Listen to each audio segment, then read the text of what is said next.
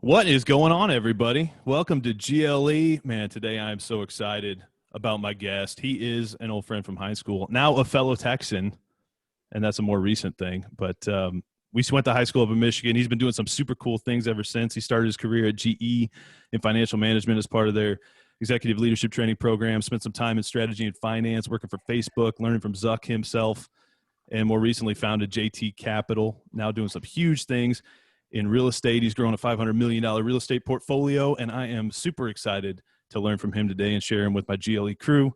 Rohan, welcome to the show, my man. Awesome, man. Thanks a lot for having me. Yeah, it's great to catch up. So I know you learned real estate from your father, but I'd love to hear kind of the initial story of how you finally made that leap into real estate. Because I know you had some fears of maybe starting a business, and I know I have dealt with those fears, and probably all of our listeners who may be thinking about it or even have started businesses dealt with that before they jumped in. So maybe let's start with kind of your story of real estate growing up, and how'd you make that first leap? Yeah, sure. So, I tell people that, I kind of started in real estate when I was about 7 years old. My dad had owned, a few single family homes right outside of Detroit. And so I would kind of, tag along with him, go see what he was working on and everything like that. A lot of it was just like issues with residents where he would need to like clean up after their messes and everything like that. And I would kind of just like sit in the corner and watch TV. But as I kind of, grew up, went to high school, went to Michigan State, everything like that, I kind of had a very tracked career. So I went into finance, I worked at GE, I worked at Facebook. And at some point, I kind of just took a step back and said, do I really like what I'm doing? The kind of path I was on was fine, but really kind of I wasn't getting the fulfillment that I needed, like truly out of life. And so I'd said, what is something that I truly want to do? And after doing kind of a lot of self exploration, talking with a lot of people, finding out a lot of different opportunities that are out there, and luckily being in a environment where kind of risk taking and entrepreneurship and being a founder was kind of encouraged, I was able to kind of, come across real estate as I was looking at investing in different asset classes. And so I had found someone who was kind of a mentor to me. And pretty much what I did is I just said yes to everything. I was able to persuade him that I kind of wanted to do a mini apprenticeship for him. And I just hustled and did as much work as I could to take work off of his plate and pretty much free up his own time to be able to do more deals and stuff like that. And so in kind of, a brief way to explain it, I kind of just hustled and kind of got my foot in the door. And then from there, I was kind of able to take off a little bit and happy to go into more detail and kind of take it wherever you want to. Yeah, so in high school, were you like going to properties or doing any of that with your dad, or were you just focused on corporate track, learning, just doing the high school thing? Yeah, I think, if I think back to high school, I really was not doing a whole lot. I think I didn't have, clear direction. I definitely wasn't going with him to properties. I was probably spending more time, just hanging out with friends, those kinds of things. The real estate, it took me a while. When I was at GE, I was working a lot of hours, so I was focused on my own career and I was focused on GE. And you're just in a bubble. Whatever happens at the big company, that's the gossip. You always talk about those kinds of things. You never see there's even a world outside of that. So even leaving GE to go to Facebook at the time, in a very funny way, was a risk to me. But looking back on it, it was just not a risk at all. In fact, it was a better opportunity to go there. And then very similarly, like when I was at Facebook, it was working a lot of hours, focused on Facebook. And not until I kind of like took the time to step back and reflect did I say, through some exploration of real estate is a good opportunity. So I probably had about, let's say almost a 20-year gap. If the first real estate experience was at 7 years old, and the next one was, kind of in my late 20s. Yeah, I love hearing everyone's different journey because it's like you hear things when you're younger, and then someday your like mindset is ready to actually use those things. And I think that I've been through that. I don't know if you have had a similar experience where it was like one day you kind of just were like, oh, hey, the light bulb turned on. I should do this real estate thing. Was it like that for you? Yeah, to a certain extent. I think when you're kind of in the heat of the moment and you are working and you're really focused on your career, and again, you're in these mini bubbles, right? Whatever kind of circle we're in these mini bubbles, and whatever's happening in that environment is the most important thing of the day.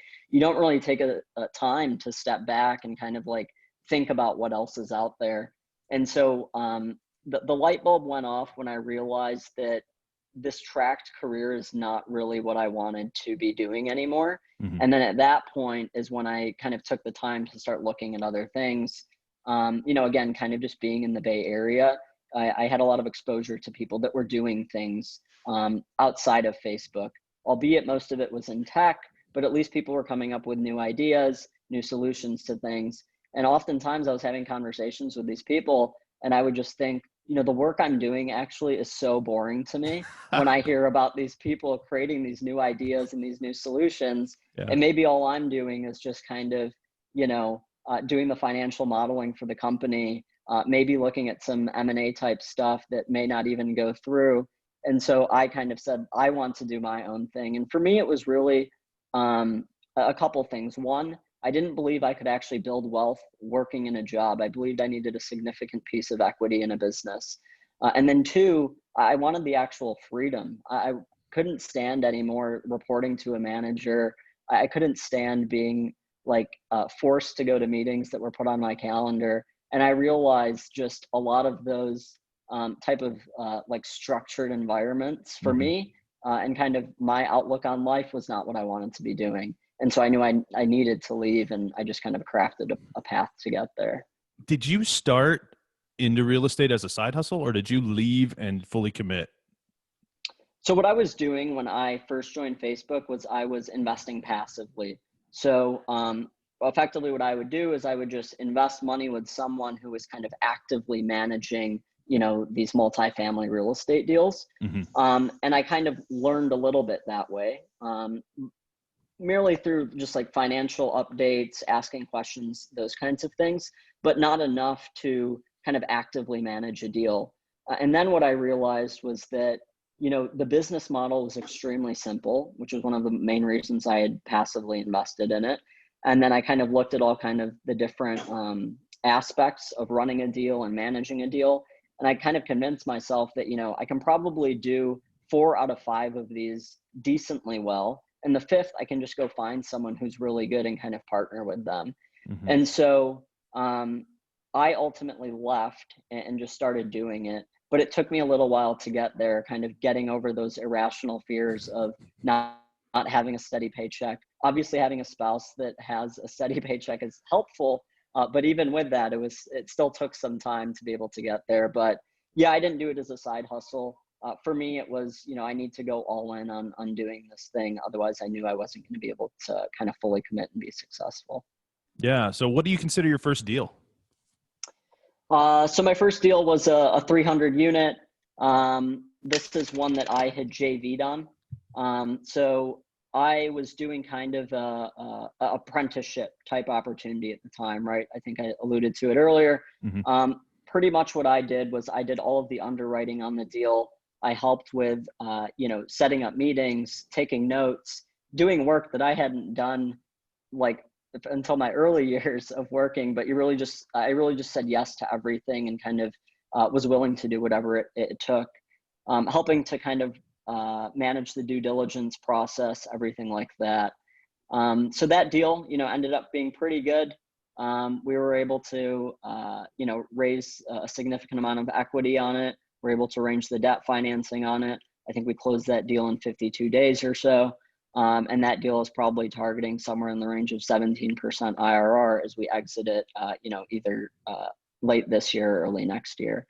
So that was my first deal, and definitely a memorable experience. I tell one story. It was my fault actually that on day one of that deal we lost $10,000 because I did not review an item in the contract, which is the personal property inventory list, and that lists out all of the items that the previous owner needs to leave on the property. And so, real estate deals sometimes are ruthless. And these guys left out all of the stuff like Wi-Fi routers, computer stuff like that. So when we showed up day one to take over, they just started taking everything Oh away. my And gosh. I immediately realized the mistake I made. We had to go to Best Buy, buy like 10 grand of equipment. It Oh was, my it was gosh. crazy. That's funny, man. It's a great Yeah. story. So it sounds like you put a lot of value in mentorship. Was that something that you were taught growing up to really value that mentorship, or is it something that you just figured out on your own and went and sought out a mentor and just ran with it? Um, yeah, I think, I've always like looked up to people that I kind of admire what they do, right? Um, and yeah, for me, I think I don't know if I was really taught it growing up, but um, I found like if someone has gotten to X and you're at A, they've already learned a bunch of steps, and for you to kind of like recreate everything and learn it yourself and make a bunch of mistakes doesn't really make sense. Hmm. So you should just go ask them, hey, how'd you get here? And kind of like, what are all the things that I should navigate? A lot of my, mentor relationships have been very hands-on, where I'll go tell someone like, hey, I want to learn this specific thing from you. Hmm. Here's all of the research I did. Here's all upfront work I did. Can you help me? And that has come in the form of, cold emails and things like that.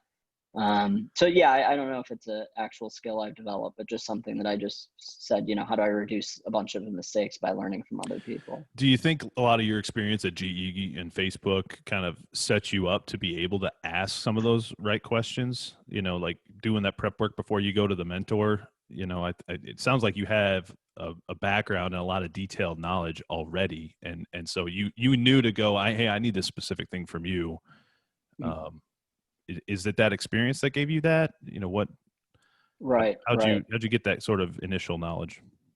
Yeah, GE was a phenomenal training experience. I would like credit a lot of my just, foundational understanding of things to GE. When I came in, I was so fresh. I didn't know really how to do anything. Simple like tactical things in Excel, like building a pivot table, didn't even know like why anyone would do that.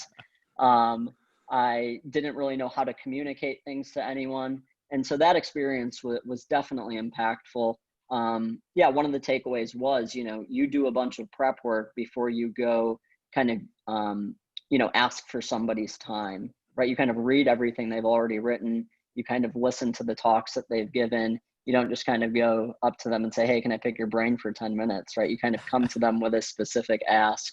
And so that gave me a lot of, I'd say just like foundational baseline aspects of how to communicate with people, how to get things done, how to prepare for meetings and everything like that.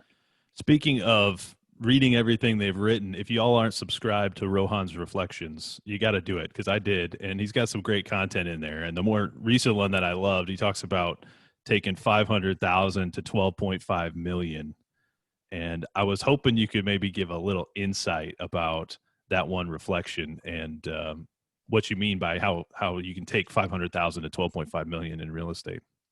Yeah, sure. Happy to. So, the beauty of kind of commercial real estate, and then, what I focus on specifically, which is multifamily or kind of large apartment complexes, is that the value or the purchase price is derived based on a multiple of the cash flow or the operating income of the property.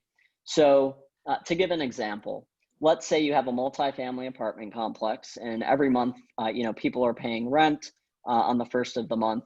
At the end of the year, let's say on a multifamily apartment complex, you've generated $4 million of revenue. Now, on that $4 million of revenue, you have a couple $1 million of expenses that are related to the property, things like repairs and maintenance, overhead expenses, payroll for the people who are working at the property, like the leasing agent, the maintenance people, property taxes, all of those kinds of things. Then you have a couple $1 million left over. Then you need to pay your mortgage payment every month, right? So let's say that's another kind of $1 million that you pay to your lender. All in all, you have about $1 million in cash flow left. Now that $1 million in cash flow, that's what gets distributed back to your investors. But if you go kind of one level up and you take that $4 million in revenue, you subtract the $2 million of property expenses, that's what's called your net operating income. So I'm going to go sell a property or I'm going to go buy a property, I'm going to look at what is the net operating income of the property. And let's say it's $2 million. Now, the purchase price is going to be derived based on a multiple of that net operating income. So, today, in kind of today's environment, in today's market, primarily in the areas that I'm investing in, let's say Austin or Dallas, Texas, that multiple is around 25x. So if you have a property that's generating a couple $1 million in revenue, that purchase price is going to be $50 million, right? Now, if I increase, let's say from $2 million to $3 million, the net operating income, because I have raised rents, because I've upgraded the property, or maybe I've cut expenses or something like that, but a combination of those two typically. But I'm raising the operating income of the property to $3 million. Quite simply, someone might say, okay, you've raised it from $2 million to $3 million. That means now the purchase price has increased from $50 million to $51 million. But that's not the way it works, because if you think about that 25x multiple, now you're going to take 3 times 25x, and you've just increased the property value to $75 million, which is a $25 million increase just from generating $1 million more of earnings on the property. And so that's the beauty. And that's what I constantly stress to, kind of our property management teams of, hey, a $1 saved is $25 in value at the apartment complex, or $1 additional income that we get is $25 in additional value. And it's a very, some often counterintuitive way of thinking, but ultimately when you understand it, then you begin to realize, oh, wow, the value of a dollar is extremely powerful, especially when you're looking at the earnings multiples. Oh yeah. And I want to touch on a couple things. So through our conversation thus far, I'm reminded of something that Brad Lee, he has a podcast, Dropping Bombs podcast. I don't know if you know Brad, but he's got some good stuff. He always says the more hands you shake, the more money you make. And it's really easy to get stuck in your corporate bubble and not like go meet new people and who are doing different things. And it sounds like you had the opportunity to meet some cool people and kind of step out of that corporate bubble. And you end up meeting this mentor who introduced you to this, these types of concepts that, and you probably knew some about them from your corporate career already, but finding those people and just meeting new people. I can't tell you how many people I've met through this GLE adventure that I've learned so much and feel like I've just changed over the last couple of months, meeting people and reconnecting with people like yourself. But also, like, most people would start in single family, and that's kind of the typical stereotypical real estate journey. Even Uncle G, Grant Cardone himself, started in single family, I think, back in the day, right? But now he's like 40 plus units, minimum, or I can't remember what he even says now. But that what you just described, I mean, that is the power of these large deals. And so what made you feel comfortable just skipping over to these larger deals? Was it just that mentorship? Was it tagging along and relying on that knowledge from your mentor? Or what are your thoughts on pursuing single family or small multi-unit? Yeah, for sure. So I originally thought that I would do single family houses. So I was like, I'm going to go to college towns. I'm going to buy up kind of single family houses. And kind of my investment thesis there was, it's pretty much always packed. They got to sign 12-month leases. Their parents co-sign. And I actually think college is just a terrible kind of institutional system. But we don't have to go down there if we don't want to. But I said, at least I think for maybe the next 5 to 10 years, they're here to stay. And because of that, this will be a phenomenal investment opportunity.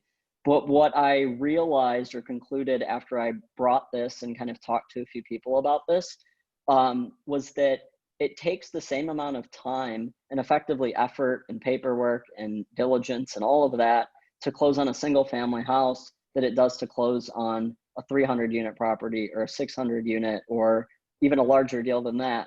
And so I kind of took a step back and I said, okay, well then why is it such common advice to start with single family?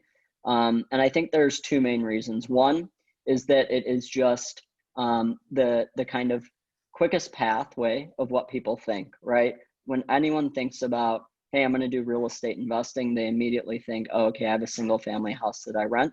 But there's so many more asset classes out there, not just multifamily, but self-storage, retail, office, in RV parks, so on and so forth. The second reason is that it is due to their own capital constraints. So most people think, well, I got to put my own money in this, right?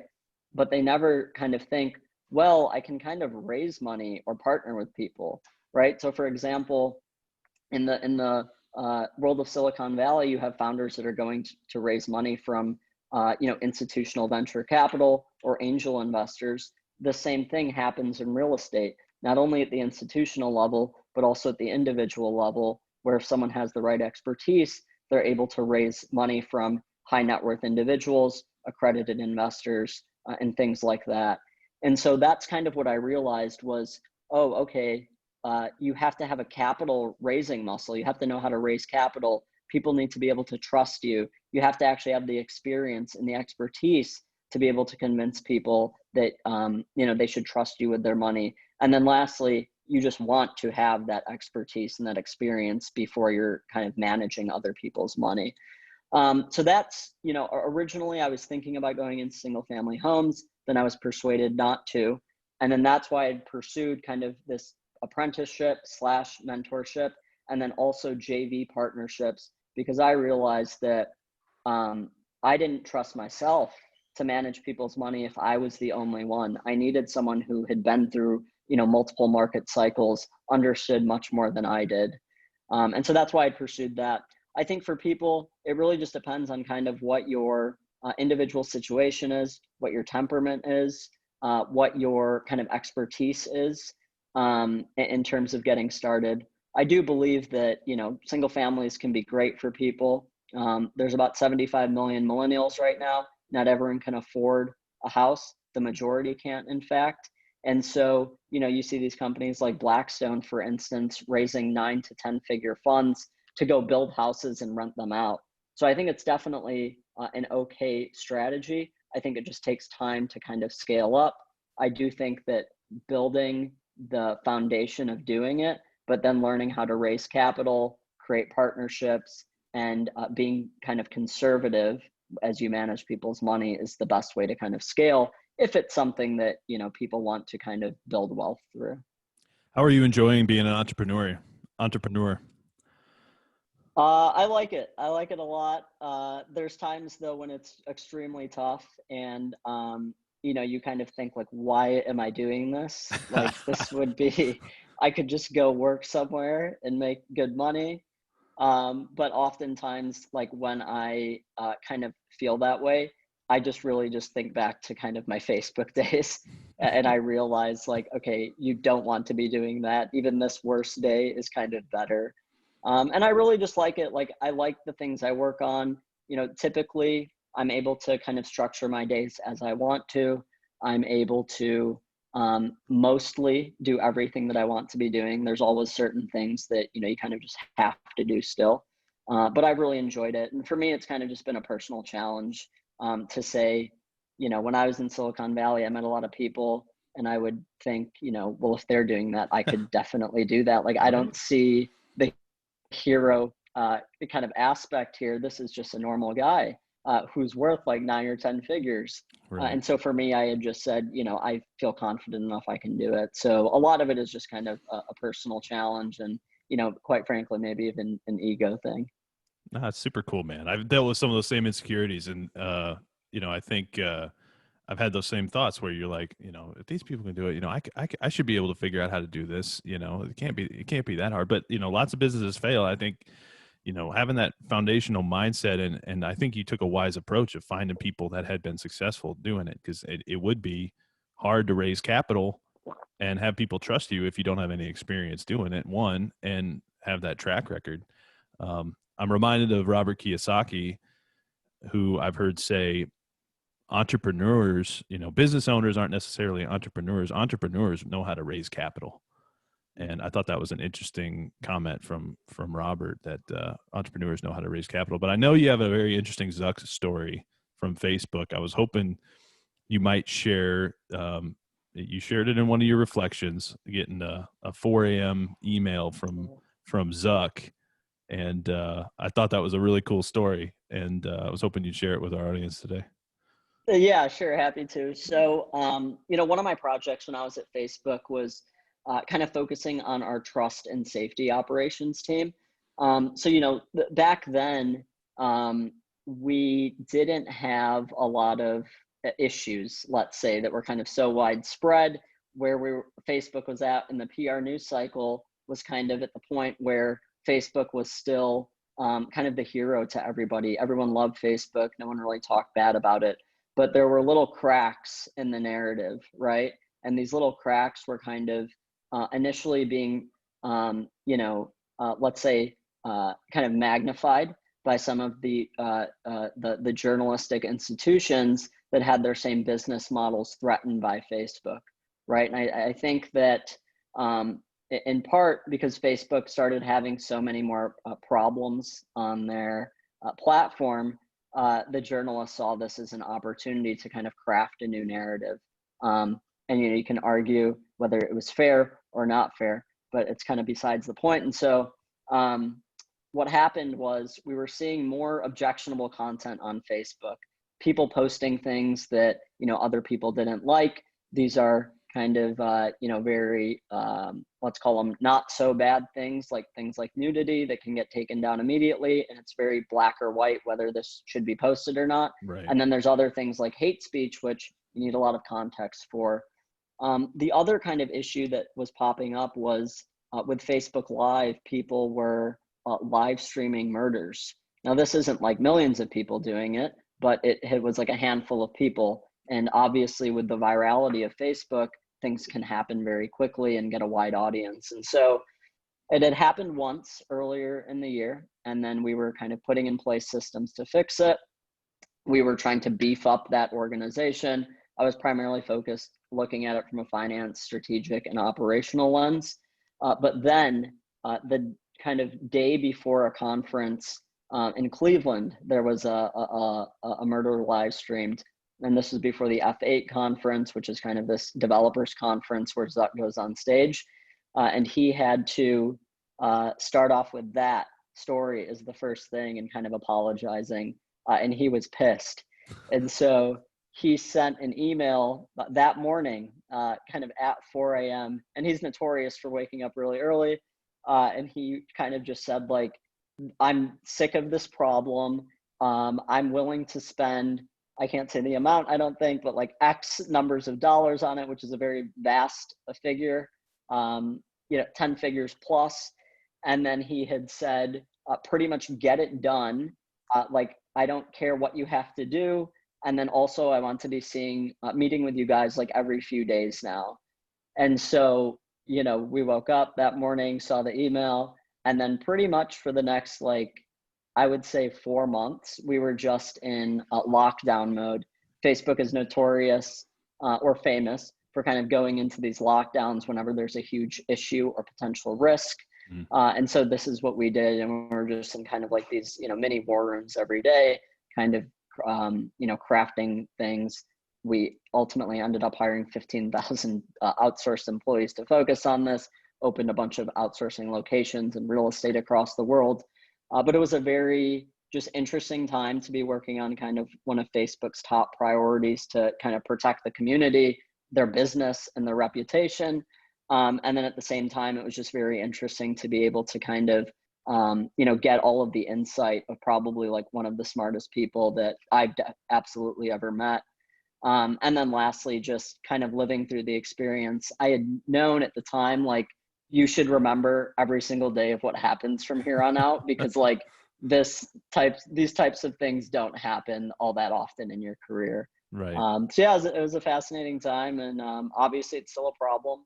I have a lot of thoughts on how it can be fixed and can't be fixed, but yeah, definitely an interesting time. A super cool story, and I think a great example of how quickly organizations can respond if there's clear, decisive expectations from leadership. And I think a lot of organizations may move more slowly, or they think they need to move slower for some reason, then they probably need to. I don't know. It's like a fear of implications that may be unknown, maybe unknown unknowns, or maybe a fear of hurting their culture or their people, or you see these large like change management sort of things going on that they seem to take a long time, and then you see examples like that where it was literally just a one email from one guy making a very clear expectation of this is what I want to see and I want it to happen, and I just think I think that's an optimization opportunity maybe for some leaders to take away that, weigh the risks, and if the risks are fairly low, maybe you can move a little more quickly. Yeah, absolutely. I think that in that example, it was very clear. We had an immediate problem. It needed to be fixed. The leader comes in and says, like, do this thing and do it quickly, right? Mm-hmm. I think that one of the biggest things that I see is a problem in larger companies is kind of the fear of risk taking. So if you're in a large organization and you're one of the talented, ambitious, smart people, you're going to go work on the problem or the project that has the highest probability of success. You're not going to go work on kind of the potential moonshot opportunity that can move the company forward like 10x in revenue, because most of those projects fail. And so if time after time, if you're working on the thing that has the lowest amount of probability of success, but the highest return, but you fail 9 times in a row, you're going to be looked at as a failure within the organization. But the guy who went to go work to move the company, 2%, 3%, 4%, 5% top line growth, that person is looked at as one of the all-stars in the organization. So every smart person will say, I'm going to go work on the thing that moves 5% because I know it's going to work. And it's one of the, kind of failures of institutions. Amazon is probably one of the ones that has said, we are going to go for these moonshots. We're going to make a lot of terrible bets and everything like that. And they throw the smartest people at those problems. But I'm glad you brought just, up Amazon. bureaucracy and entrenched institutions that kind of, fail at that. Yeah, I'm glad you brought up Amazon. I was going to bring that up as well. I saw a Bezos interview talking about all the things that they've failed, all the initiatives they've started or tried that have failed to get to those few that have just been extremely successful, right? So how do you think we can kind of create cultures where we're not afraid of that failure? So I think in large organizations, like I just don't have the expertise to really know. It's kind of easy for me to say the piece about, you got to encourage risk taking and things like that. Quite frankly, maybe just copying Bezos' model and saying like, I'm going to take these huge bets and I'm going to take my smartest people in the organization and throw them over there. And I know the people that are maybe like the B players can still get the 5% growth, right? But I'm going to put the A players over there. And then, maybe in your kind of rating incentive bonus system, you're actually like in some weird way crafting a narrative or a bonus system to help people, make money if they do fail on a project, right? Yeah. But I don't know enough. I know in the smaller stage and kind of like the earlier stage, for us, we just spend a lot of time thinking about what are the biggest opportunities that we can go after and how can we test those ideas out very quickly, right?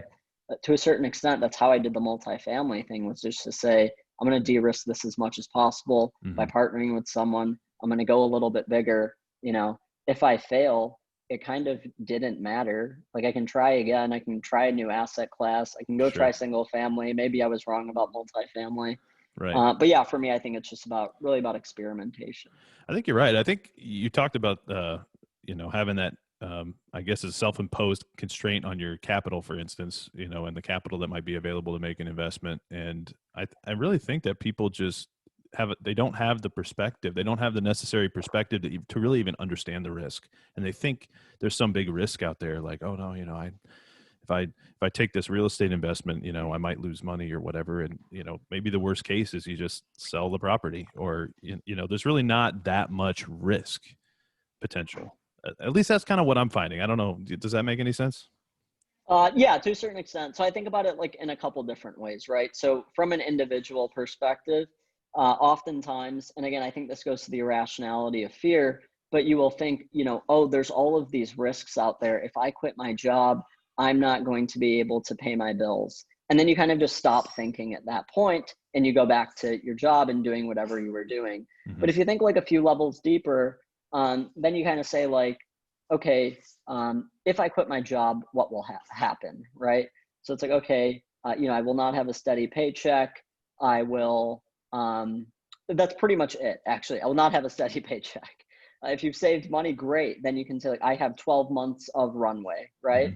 So what happens if at the 12 months, I kind of run out of money? Well, probably if I'm 8 months in, might start getting a little bit anxious.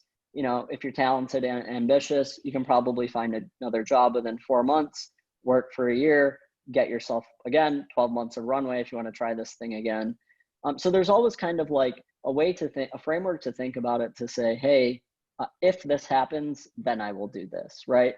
It took me a long time to realize that. And I realized pretty much my worst case scenario was like, I just move in with my parents. I'm not going to be homeless. So like, that's pretty good. Bad, like worst case scenario, like the worst thing that happens is just a shot to my ego. Mm-hmm. So that's how I look at like individual risk. And then I think the other kind of framework to think about risk is people will give you unsolicited advice on certain things that you might be going after. And I'm like the king of giving unsolicited advice, but I mean it more from the perspective of you'll come up with an idea, you go tell your friends, your family members, whatever, like, oh, I'm thinking about doing this. I'm thinking about going into real estate and like buying this property, as a side hustle or whatever. Mm-hmm. And they'll start saying things like, oh yeah, one time I had a friend that did that and, it didn't work out. The tenant left, they trashed the place, whatever.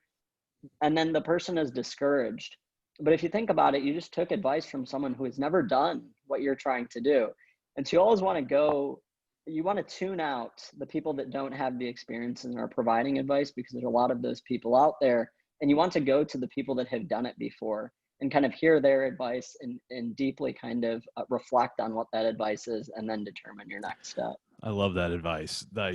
It's like talking to somebody who it was like, yeah, I knew a guy that got a gym membership and, he doesn't have a six pack. So gym memberships don't work. It's like, you got to find people that have done it. And we like to, I've struggled with this. I love my family. We like to listen to people close in our circle. Right. But the people in our circle are typically doing the same stuff we're doing.